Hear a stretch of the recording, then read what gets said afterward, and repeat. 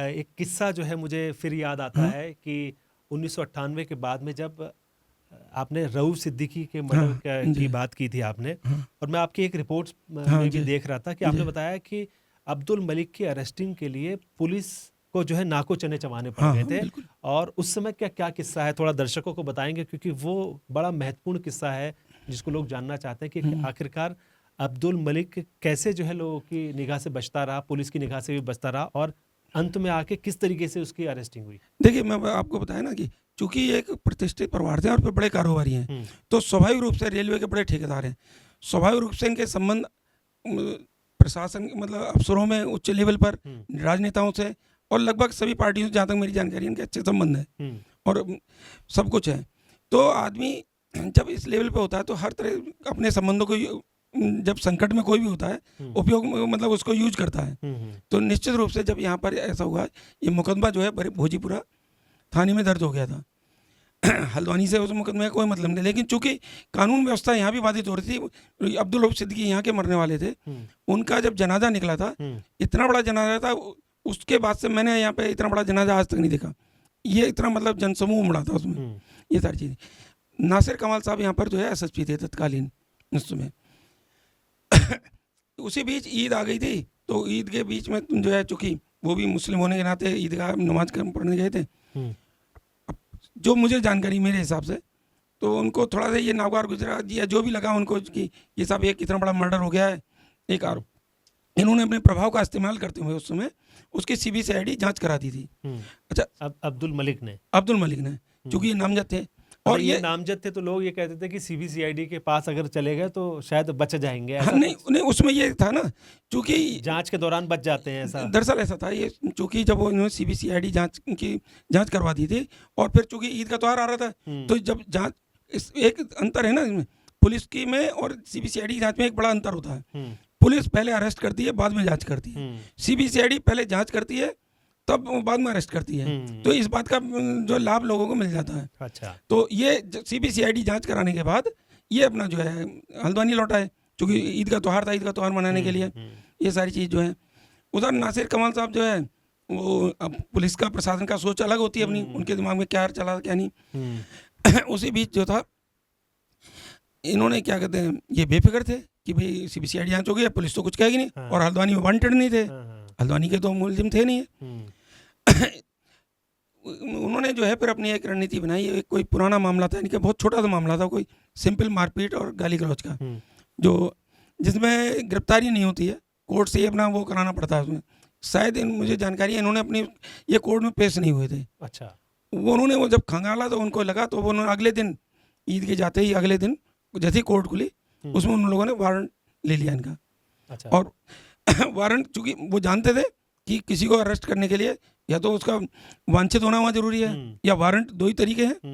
तो इसलिए उन्होंने वारंट लिया। वारंट के बाद जो है, यहाँ पर तत्कालीन बनपुलपुरा जो चौकी इंचार्ज थे योगेश दीक्षित, वो भी एक अच्छी गजब पर्सनालिटी थे उस समय। अच्छा। हाँ, काफ़ी लंबे चौड़े, जो शहर के लोग जानते हैं। हाँ। आज जब उनको ये नाम पता लगेगा कि योगेश दीक्षित, तो सबके जहन में आ जाएगा कि योगेश दीक्षित की पर्सनालिटी क्या थी।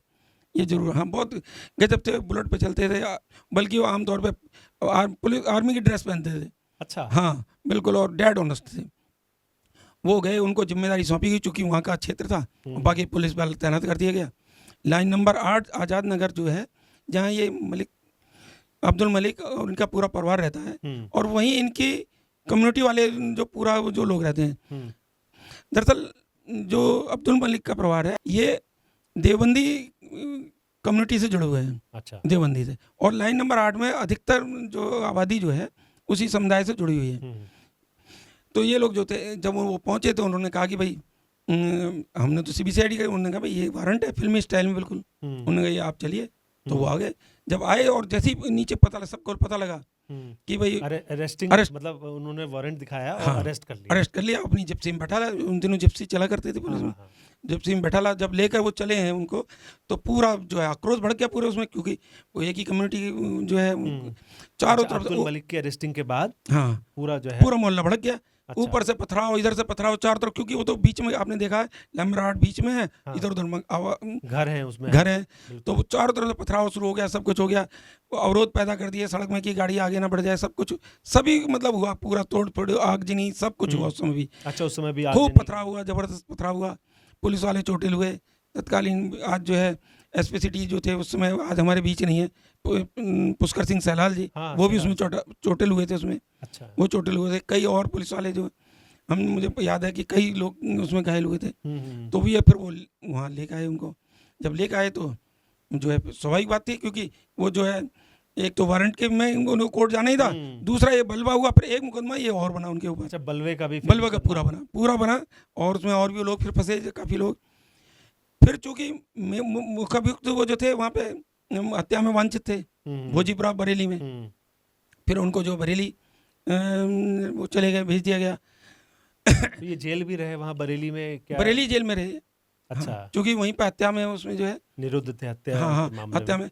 इस बीच एक बड़ा मोड़ और आया था बीच में, अच्छा। इसमें जो है जब ये सारी कवायद चल रही थी, जब पुलिस दबिशें दे रही थी, तो चूंकि इनके संबंध बहुत अच्छे लेवल पर हैं, हाँ। तो मुझे अभी भी याद है, पुरानी मेरे पास अभी भी कटिंग भी रखी है।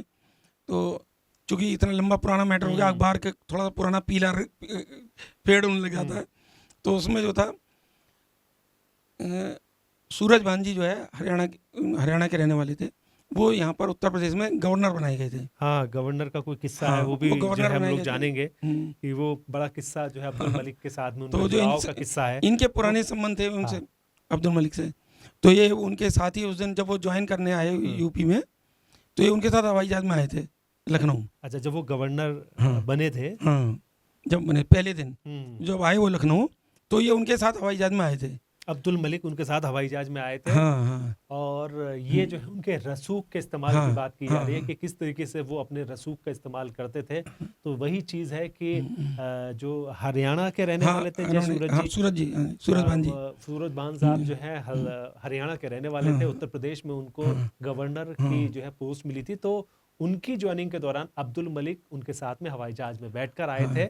और बड़ा इंटरेस्टिंग किस्सा है, उसके वजह से क्या हुआ होगा उसमें आपको फिर जैसे ही वो चूंकि अमौसी जो हवाई अड्डा है लखनऊ का, वहाँ जब हुए तो तत्कालीन जो उस समय बीजेपी गवर्नमेंट थी यूपी में, जी जी, तो तत्कालीन जो मुख्यमंत्री थे कल्याण सिंह जी, तो प्रोटोकॉल के तहत उन्होंने अगवानी की, उन्होंने गवर्नर की। अच्छा, तो गवर्नर की अगवानी की, तो फोटोग्राफी होती है ऐसे में, कैमरामैन सब वहीं रहते हैं, प्रेस पूरी मीडिया वहाँ थी, फोटो खिंच गए।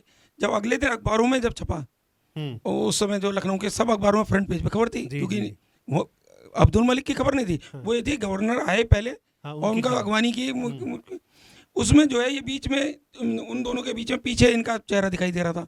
तो जैसे ही पता लगा कि साहब वो जो है, तो चूंकि यहाँ पर जो है ये अब्दुल रऊफ सिद्दीकी के जो परिवार वाले जो थे, इन लोगों की सूचना लगी कि ऐसा हो गया, इन्होंने फिर प्रशासन को बताया। वहाँ जब वहाँ पता लगा कि साहब ये तो फोटो में जो है एक आदमी हत्या में वांछित है वहाँ, और ये सीएम और गवर्नर के साथ है, तो हड़कंप मच गया शासन में। तो आनन फानन में जो इतनी बीच क्या हुआ कि उन्होंने जो वहाँ सब पूरी जो है एक्शन में आ गया पूरा तंत्र। तो जो सीबीसीआईडी जो की गई थी, वो सीबीसीआईडी फिर निरस्त करनी पड़ी शासन की। अच्छा, हाँ, फिर निरस्त की गई बाद में वो। फिर ये उसमें चूंकि इन पे एनएसए लगा दिया गया था, लंबे समय तक ये फिर जेल में रहे फिर।